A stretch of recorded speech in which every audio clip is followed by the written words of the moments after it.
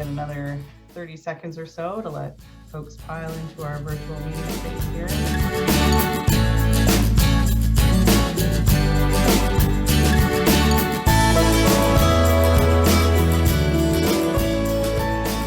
All right, hopefully that did it. Hello and good evening.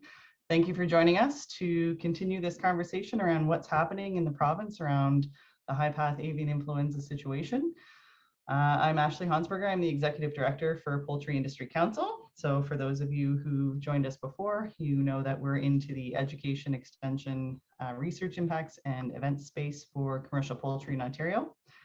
We're partnered with OMAFRA on delivering this continuing series of webinars every Tuesday for this month, as well as the month of May, kind of on an as-needed basis as things pop up, as they seem to, every weekend, every day. Something new happens, some new legislation or regulatory things we have to be concerned with change. And so we're here to provide answers to questions you might have. And we're also here to kind of collate all the resources. There's a lot of information flying around. So we've set up a pretty robust page on the Poultry Industry Council website. So all of the handouts, any of the numbers that you're looking for, if you hear someone mentioned, you'll find them actually right on our website. And a new one we just put up as we were talking. This is a pretty stressful time. We've just come out of a human-related pandemic, and now we're into this situation with our poultry flocks. It can be quite stressful. So note this resource. It's something that's fairly new that was funded through the CAP program as well. So we've got this number up on our website. If you need it in the future, feel free to reach out. So once again, we've got a couple of folks that are going to provide some new information for us. And then we've also got other experts on the line as well to answer in a panel question sort of format. So kicking us off is going to be Victoria Wilson from the Canadian Food Inspection Agency. And same as always, this will be recorded and available sometime tomorrow afternoon, probably. If you have a question, please use the Q&A portion of the Zoom platform here. Don't use the chat because it kind of gets lost. So just use the Q&A and one by one we'll file through those questions. So I'll just get Victoria to come on screen here and get us started. All right, hopefully everybody can hear me now. I think I'm off mute. Thank you, Ashley. Thanks for having me, everyone. Happy to come on and continue the conversation and give you all an update on where we're at. It's been a busy week, and I'd like to reference the last time that Greg was here and spoke. I believe that was last Tuesday. There's been 4 additional sites added that we refer to as IPs or infected premises. So we're up to a total of 16 confirmed IPs here in Ontario. We've quarantined all sites and response actions are underway. Those maps are up to date. But they are updated when a new IP is added and or a new primary control zone is developed. So continue to watch that map. I will highlight that within those maps, they are separated out into 2 separate zones within the zones. So there's the primary control zone, which outlines with an approximate 10K buffer, and then there's the approximately 3-kilometer infected zone as well. The importance with this is that it has different restrictions and requirements. The primary control zone controls movement of poultry in, out, through that control zone. And I will flag one for sure within the infected zone. It is prohibited to place poultry currently. A new addition that is coming out is that the consideration of placements of birds within the infected zone of what we consider IP1 it's being considered currently, and it would be done through our movement and permitting group. They'd be able to direct you on the conditions that would need to be met in order to be placed within the infected zone of IP1. However, I will bring to attention the category of small holding poultry, which would be referred to as under 300 birds for non-commercial purpose, is still prohibited at this time. But again, if there are any specific questions, reach out to the movement control group. They will be your go-to. They will have all the conditions that you need and be able to answer your questions on placement. The remaining IPs are still prohibited for the movement of live birds in the restricted zone. at this time. And the map that we have here is designated, it has a designated address feature. So you can enter your address in and it'll drop an X on the map, which should help you to determine if you're in the broad primary control zone or in the infected zone, or maybe not even in the zone at all. The website's being continuously updated to provide further clarity on feedback based on the feedback that we've been getting. We are trying to make it easier to understand and use. I know it can be a little frustrating, but we are working on that. There's tables available based on what type of permits you would need for movements that you'd be doing. This is on the website for viewing. I also will mention that there is a phone number and email address that I can share here. It is up on our website as well to be able to contact our permitting group to better answer your questions and set up either like specific permits or the generic permits for the movement of birds, eggs, hatching eggs within, out, and through our control zones. I would also like to spread awareness that this is spreading across the globe at this point currently, and we are seeing lots of action. So anybody with farm animals must practice good biosecurity habits to protect the poultry and prevent disease. For those of you who might not have attended last week, there are some really great resources on our website that will highlight that are designated specifically for owners of backyard flocks and pet birds. So I'll put the website and the address of the chat here when I'm done. So there's 4 documents and links available. And there's the 5 rules to prevent and detect disease in backyard flocks and pet birds, protect your flock from bird flu, a general producer guide on biosecurity standards, and a national avian on-farm biosecurity standards as well. So lots of good information for backyard flocks and some very detailed information on biosecurity if you're interested. As an agency, we do respond to sick bird calls and high mortality calls. And our sampling teams are following up with these as they come in. Right now, we don't have any that we are currently following up on that I'm aware of. So just please continue to check back with the website as we continue to navigate this situation. Our permitting group is working to grant movement permits as they come in. And this has been going very well so far. Obviously, there's probably some bumps and some hiccups that will happen, but overall, the process has been moving smoothly. If you have any questions surrounding movement of live birds, I do encourage you to reach out to the number and email that I do provide for the movement group to get the most up-to-date answers for all of your permitting questions. So lots going on there. I think I'll leave my update at that point. Thanks, Victoria. And as with our other evenings, we're going to hold the questions to the end. So now I'm going to invite Dr. Luci Rosca from OMAFRA to join.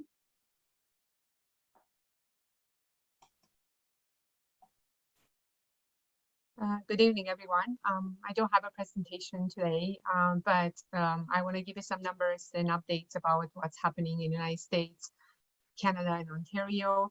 I have a reference period from April 9th until today, which is a 10-day frame. The United States jumped from 170 cases to 203 outbreaks, covering 29 states today from 24, with 3 new states this weekend. Among the commercial flocks being infected, April 9th, they were 124. Today, they are 147. In small flocks from 46 to 56 in total for United States. As far as Canada, April the 9th, we've had 23 cases, and then today we have 41. Back into April 9th, we've had 4 provinces, and now we are up to 7. As Victoria mentioned, Ontario is up to 11 cases to 16 cases, sorry, from 11 on April the 9th, with 13 commercial flocks being infected from 8, and 3 small flocks remain the same on both dates.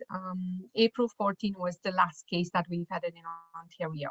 As far as provinces being infected, I have Nova Scotia, Newfoundland, Alberta, Ontario, Quebec, British Columbia, and Saskatchewan. That's all I have. Thank you, Luci. Chris Sharp is going to join us and just give us a brief update about what's going on with the migratory birds. Hi, thanks, Ashley. Yeah, just a quick update on the migration. Well, first, an update on migratory birds. We're continuing to see suspect cases across southern Ontario. There were reports over the weekend of movements of migratory birds into the Little Clay Belt around New Liskeard and Bell Valley. So birds are slowly moving north as the snow line sort of recedes. So that's a little bit of maybe potentially some positive news for folks in southern Ontario, but not the best news for folks in northern Ontario. So if you're a poultry person in northern Ontario, use this time to prepare and safeguard your flock while you can, and yeah, be vigilant, please.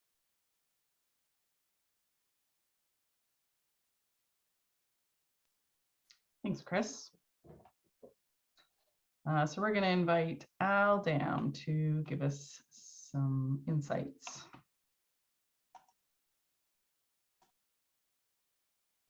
Thanks, Ashley. Just wanted to follow up with what Luci had brought up. So I actually was just digging through while Luci was doing her talk. This USGS map that you guys have posted on the PIC website. Anyways, I hadn't updated this one yet. This was from April 6th, and this is the one I updated this morning. It was April, and this was updated as of April 17th. You can see the additions of the dots, and we still don't have all the dots on there yet from the last couple of days. So you can see in the course of 9 days a week what kind of infection rate we're seeing here. So it's definitely happening, and it's everywhere.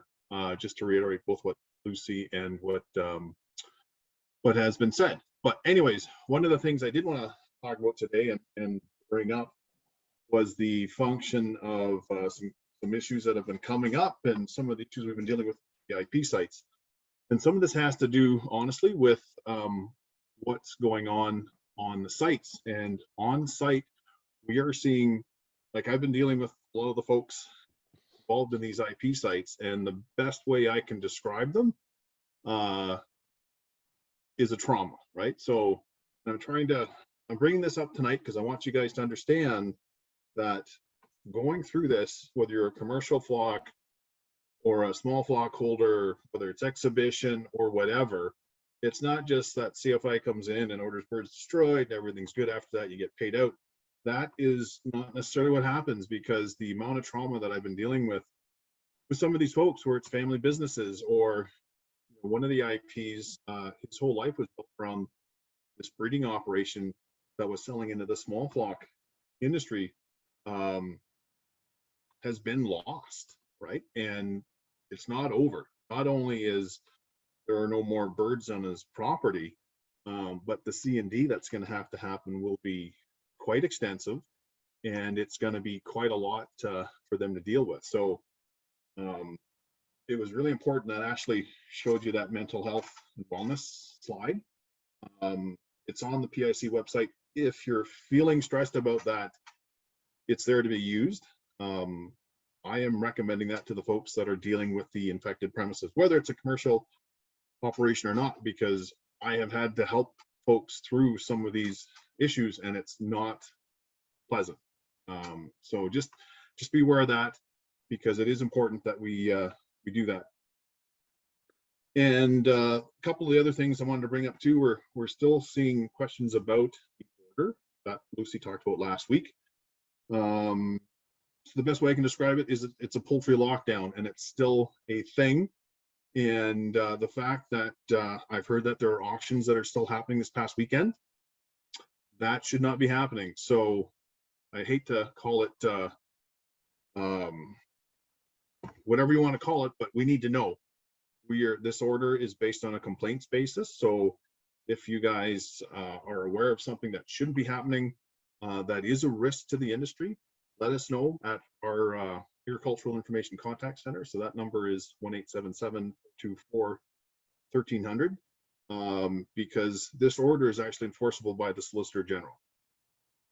And if we got folks that are doing something that will impact the industry, whether it's commercial or small flock or whatever, this is a lockdown, right? Like, we need to keep our birds safe, and peddling birds is not how we keep the industry safe.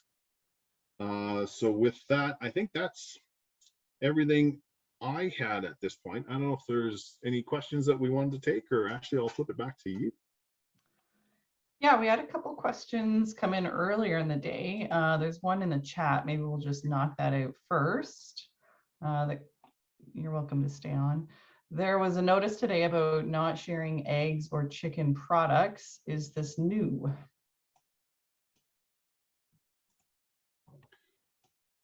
No, this goes with the order. That goes up. This is just general biosecurity, right? Like, if we have a disease that's running through the province, that's in wild birds, that has pretty much 100% mortality in our domestic poultry,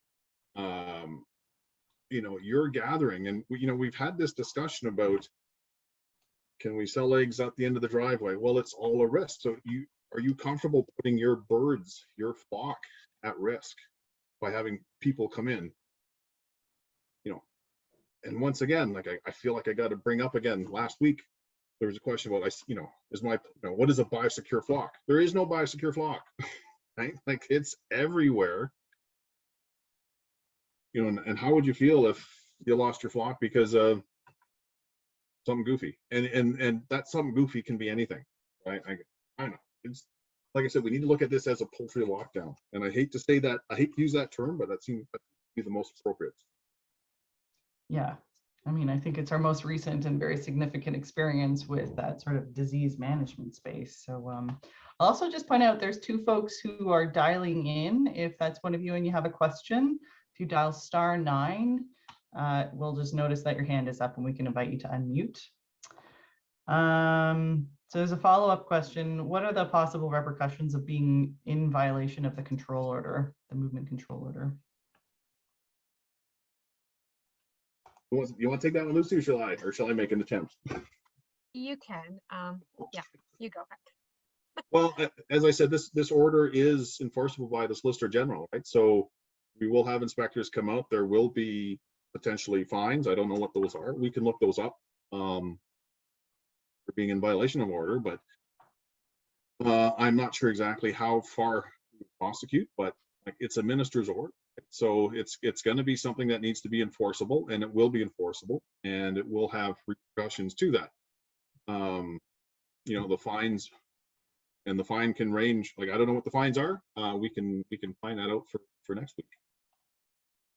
Just to keep in mind that this is based on the Animal Health Act 2009, and since this one has been released, no order has been in place for Ontario for any diseases or for any animals. So you can imagine how serious this it is. And then I cannot say that enough, and endorse what Alan just told you guys. Mm-hmm. The fact that you want to make $50, you know, if that auction is the spread of disease, and we went into this, I think we've had this discussion in previous weeks, the trace back on that will include everything, like who was there, where do they go, that's part of the surveillance. That could be that super spreader event where we could now have all these zones pop up across the province, which means potential destruction order from CFIA, and potentially new 10K zones, which now you piss off everyone in a 10K zone who've got birds, because now they're under restrictions. So just be aware of that. Right.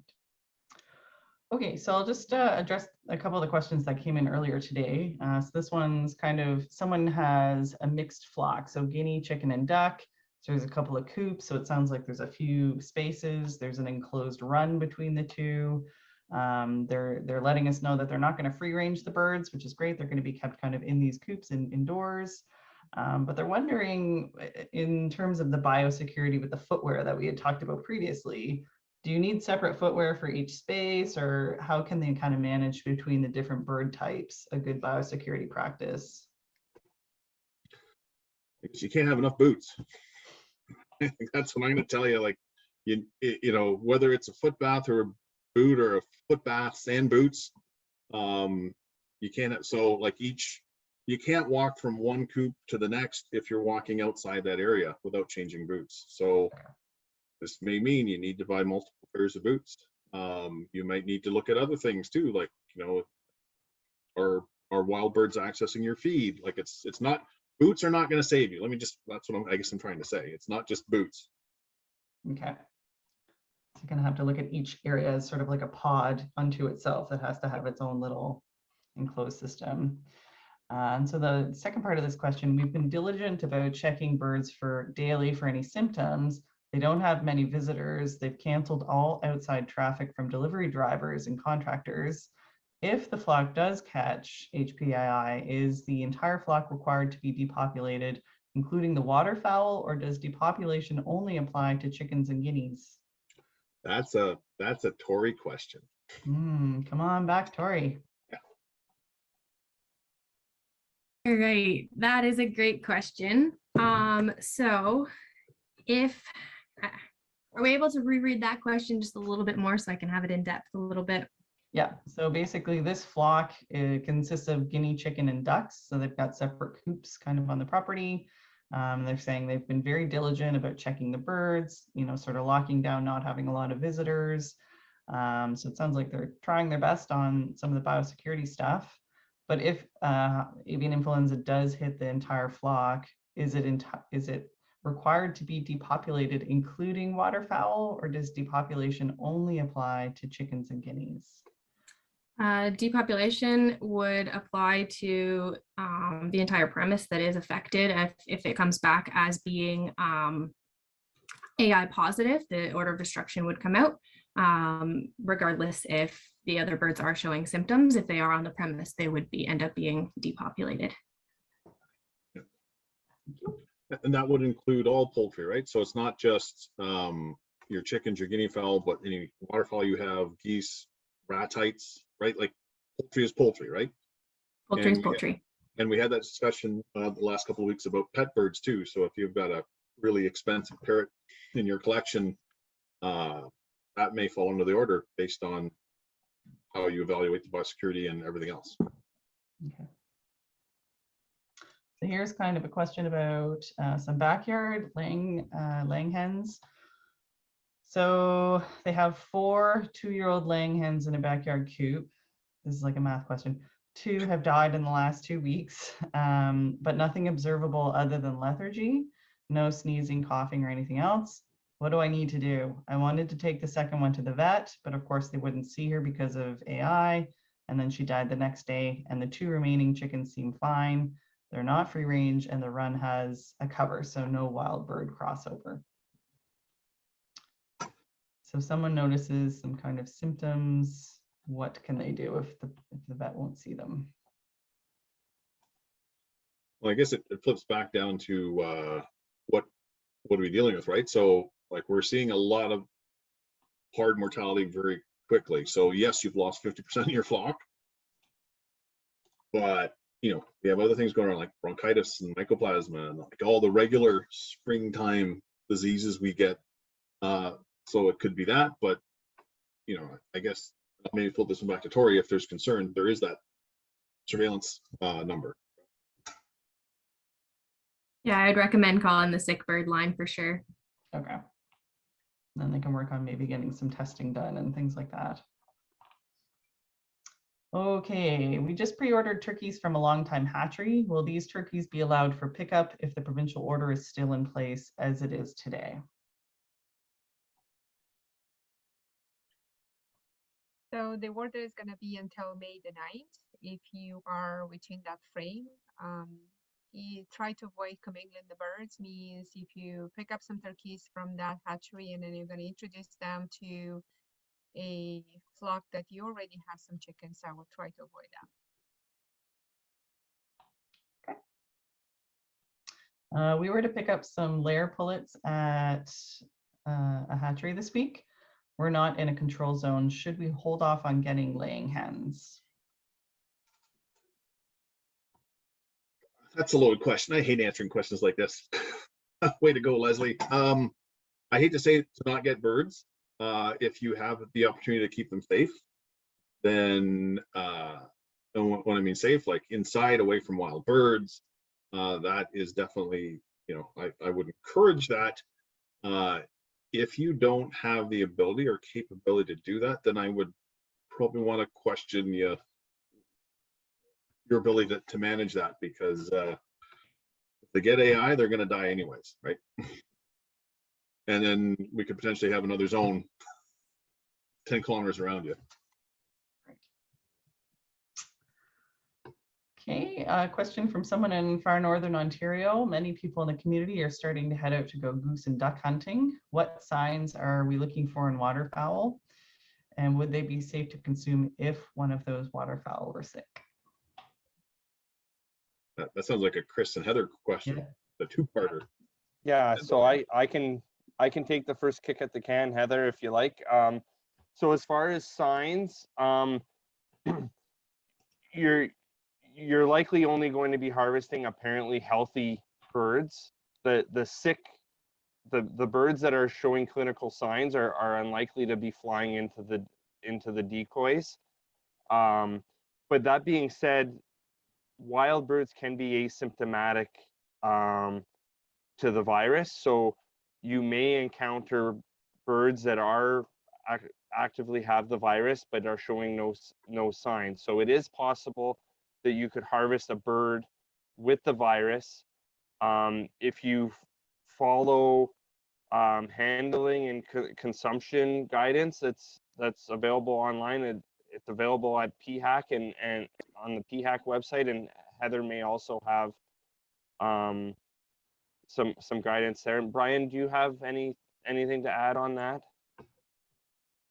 Yeah, the only thing I'll add is just if you are seeing any animal or any bird that's sick, then the signs that you'd see in these guys are typically neurological signs. So they're typically going to be on the ground, not able to stand, walk, fly, and they'll have erratic head movement. So that's typically what we've seen from a lot of people who have been reporting them. Heather, do you want to comment on like the sort of human health part of that? Sure. Yeah, so your highest risk activities is not so much the dead bird. Your risks are the live bird and when you're processing the dead bird. So you do want to take precautions. We have precautions listed on our website at the Ministry of Health for you. And so you want to be wearing gloves and a mask and goggles if you're going to be defeathering of the bird or gutting the bird. In terms of consuming your birds, you want to make sure that you are cooking your cuts of poultry to 160 degrees Fahrenheit or 71 degrees Celsius internal temperature. If you're cooking a whole bird, it's 82 degrees Celsius or 180 degrees Fahrenheit that you want your birds cooked. And even if they were sick, there would be no live virus left after that process. All right. So go ahead and consume the Yeah, healthy bird that you shoot. there is a study being done in Japan with the Ministry of Agriculture with how long the virus will survive during viremia phase in feathers, and it's depending on the temperature. So at 4 degrees Celsius, the virus will be present for 120 days, versus at 20 degrees Celsius is going to be present for about 6 days. So keep that in mind. It can be on the feathers too. So taking your dead bird and not dressing it, just throwing it in the freezer or throwing it in a snowbank, you're just prolonging. You're going to conserve the virus. Yeah. Okay. Brian, sorry, I was going to ask Brian, I can't remember if we did last week. I know we did another meeting. Did you want to talk about, like, there's lots of calls you're getting, I'm assuming, from wild birds, but you made a good point about songbirds last week, and I don't know if it was this meeting or not, about how many songbirds you want. Yeah, yeah. I mean, I can mention it again. Yeah, with the songbirds, we're not seeing a whole lot of reports of signs that are consistent with avian influenza, and we're testing everything that's coming in. The only songbird species where it has been detected in so far are the corvid family. So typically it's crows and ravens, with a few blue jays that have been reported out east. But when you're looking at reporting dead birds to us at CWHC, when it comes to songbirds, we'd recommend if there's two or more than two birds that have died within a small area, so within a few hundred meters of each other, within a couple days of each other. Any individual songbirds, it's more likely to be domestic cat predation, window strike, or anything like that. And we're not going to bring those birds in just because there's so many of them out there that we don't have the capacity to deal with all of them. So if there is a little die off of songbirds, then let us know. But if it is just individual birds, then likely just dispose of that and keep an eye out for others. And to add to what Brian said, if you can ensure that the Canada goose that's acting funny isn't a Canada goose on a nest, we've had a couple reports come in to that the bird's been in the same spot for 2 days. It's laying on the ground with its head out funny. Just please confirm it's not a nesting Canada goose. And if you see a robin or a cardinal acting aggressive, it's not acting weird because of avian influenza. It probably sees its reflection as aggressively defending its territory against itself. So those are, I bring those up because we've had calls about that in the last couple of weeks. As information about avian influenza gets more out in the public, people are looking at bird behavior in the context of AI and coming to this conclusions that it must be avian influenza that's making the bird act funny. So someone's just saying they didn't receive any notification about not selling eggs. Can we just kind of clarify around that topic? I'm trying to figure if Michael is talking about like eggs for sale, like, you know, so when you say eggs, are we talking about fertile eggs and chicks, or are we talking about just a dozen eggs from that? So let's have Michael type in a question with a little more detail about what type of eggs he's looking for. Well, but maybe we'll actually I'll get Tori back in again, because that does fall into the zones, right? If you're a small flock and you're moving product, He's right? talking roadside eggs, kind of like eggs, table eggs. So Tori, you want to talk about what happens if you're in a zone and you're trying to sell farm gate sales? You're on mute. Tori, you're on mute. Sorry, I was just trying to figure out where I was. Okay, so movement out of the zones, out of the control zone. So if you're trying to sell table eggs or small flock ungraded eggs, any of those, you would still require a permit out of the infected zone, whether it be a specific permit or a general permit. Those are available on our website based on what you are taking out of the zone or putting into the zone as well. So I can go into an example. So if you're eggs to a hatchery for domestic use only out of an infected zone, you would be required a specific permit, or out of a restricted zone, you'd also be required a specific permit. But table eggs washed and graded from a registered egg grading station to retail out of an infected zone, you'd be looking at a general permit, and then out of a restricted zone, also a general permit. So there is permits required to move eggs to and from the zones. Like I said, and if you're outside the zone, there's no permitting at this point, but it's once again another risk, probably a minimal risk, I'm assuming, to be selling eggs, but it's still a risk. Okay, so there's someone tuning in from BC, but this information would be great for Ontario too. Is there any guidance for fairs, exhibitions, or poultry swaps in areas that aren't affected necessarily? Yeah, don't do it. What else do you want to hear? You know, there is biosecurity guidance for fairs. We have some fact sheets on our website about that. But the buy-sell trades, that's part of the reason Cecilia, or Cecily, that we have the order in Ontario of a full halt, right? Until, what's the date again, Lucy? May 9th? May 9th, yes. Yeah. All right. So we have a question around how the news seems to be covering that this is like a commercial farmer issue. So can you guys just expand a little upon how it's not just commercial farms and how it might be broader than that? Well, I think if you look at that USGS map, there was the red, yellow, and green dots, and the yellow dots are backyard flocks.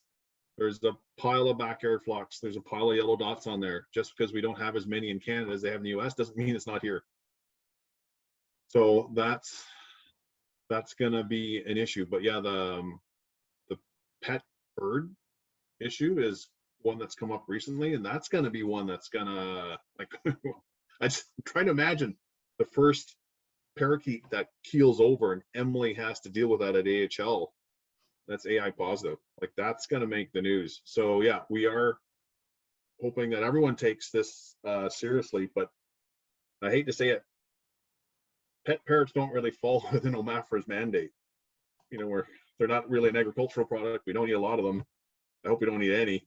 So we're doing this outreach a little bit outside our mandate just to make sure that folks are aware. Mm-hmm. Well, I know recently there was an issue in Hong Kong with hamsters being euthanized because they were contracting, or not very many contracted COVID, and then there was kind of this overreaction, it seems. But I mean, that's where we're talking last week about zoonotics and how it's an issue that can, you know, transmit to humans, to other species. So, you know, do the best we can to kind of keep everybody safe. Well, and that's a good point, Ashley, because there is a lot more up close interaction with pet birds than there is with commercial poultry, you know, especially with the citizens, right, with the parrots. So that's going to be one that's going to keep Heather busy. Oh, has Emily got, you got something to say, Emily?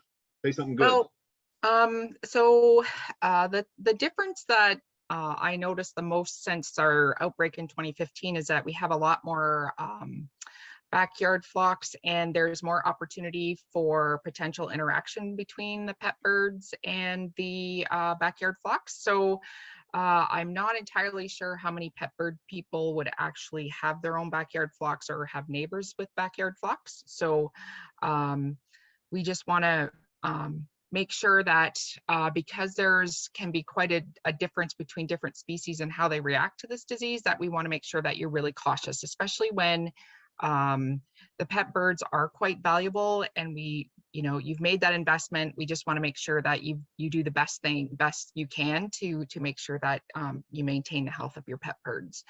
So that's why we're saying, be cautious if you have any outdoor flight areas, that you try and make sure that they're not exposed to any wild bird fecal material.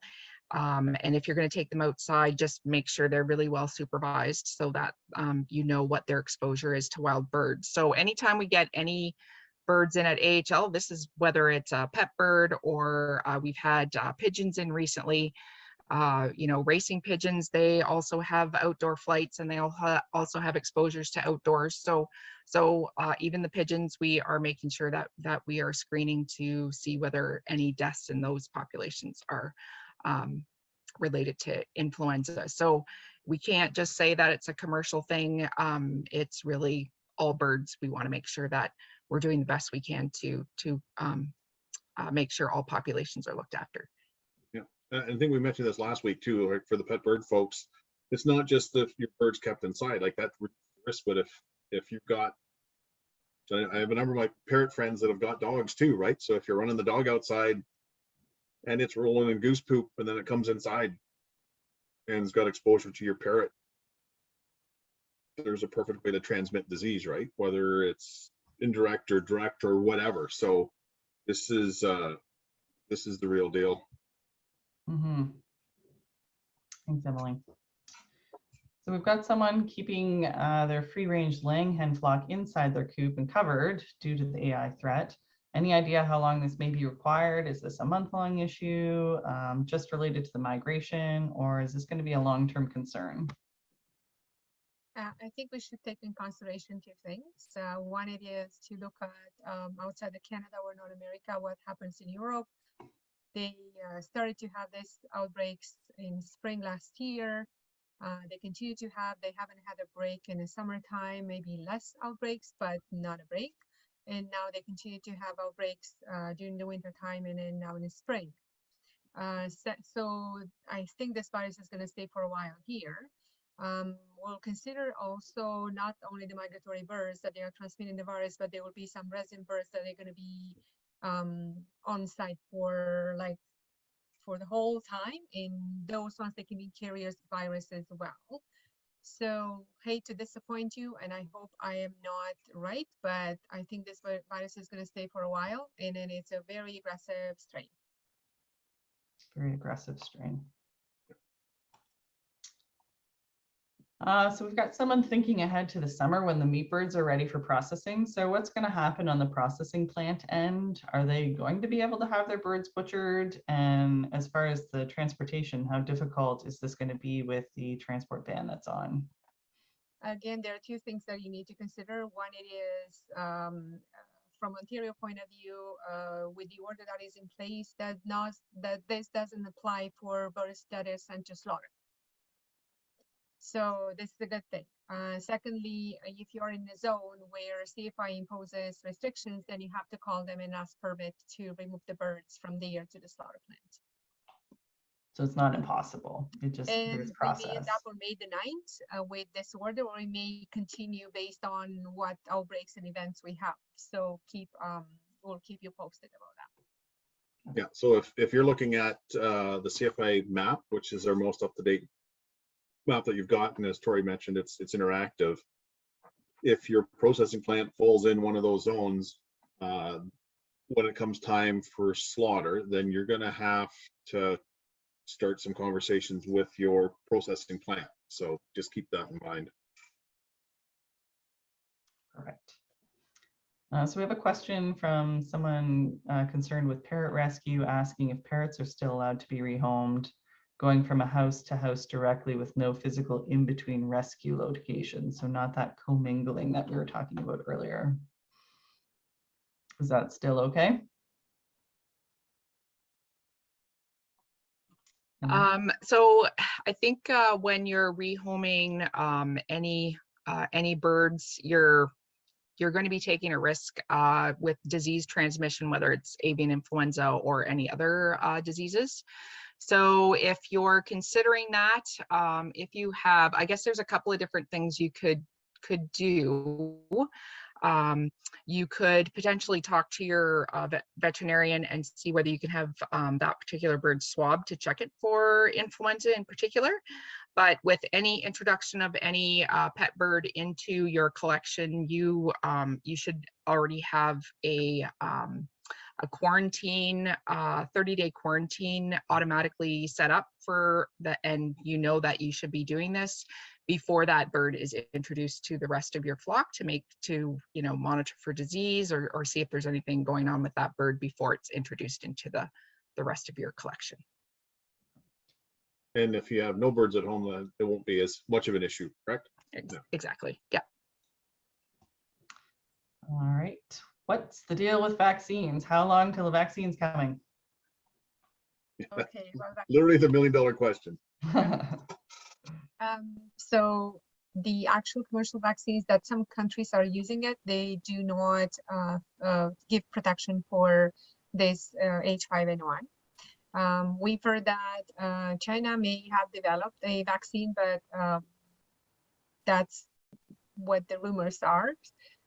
France is working on some trials on ducks. And I heard that United States are doing too. So we don't know the timing, but also we have to keep in mind that that may have trade implications if we start vaccinating the birds, because they may show up positive, false positive results when we're doing the testing to be exporting. So there'll be many things to consider before we were accepting that maybe zoos or birds that they are in danger and then they are not going to be for human consumption, they may be accepted to be vaccinated, but until then there's probably a long time.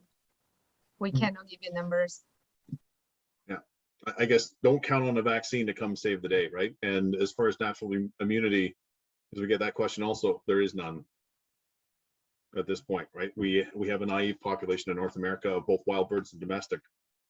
So it will be devastating. That's the only way I can describe it if it gets into your flock. Okay.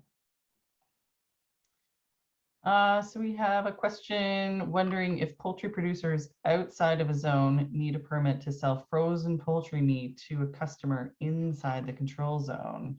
So there's just a little confusion around where this falls in. Yeah, I think that's definitely a Tory question. I'm back. I'm back. Okay, so the movement of selling from outside of the control zone into the control zone, correct? Yes, of frozen poultry. Frozen poultry. So I'm just using the website here. Movement into the control zone for frozen poultry. So you're looking at fresh and frozen meat for further processing. Into an infected zone, you'd be looking at a general permit. Into a restricted zone, you'd also be looking at a general permit as well there. Yeah, but I think, this question was about sale of frozen meat for domestic consumption from an on-farm stand. So this is not going to another processing plant. This is going direct to consumer. I think that's what Kelly's trying to say on this. Yep, it's going to the consumer, the final.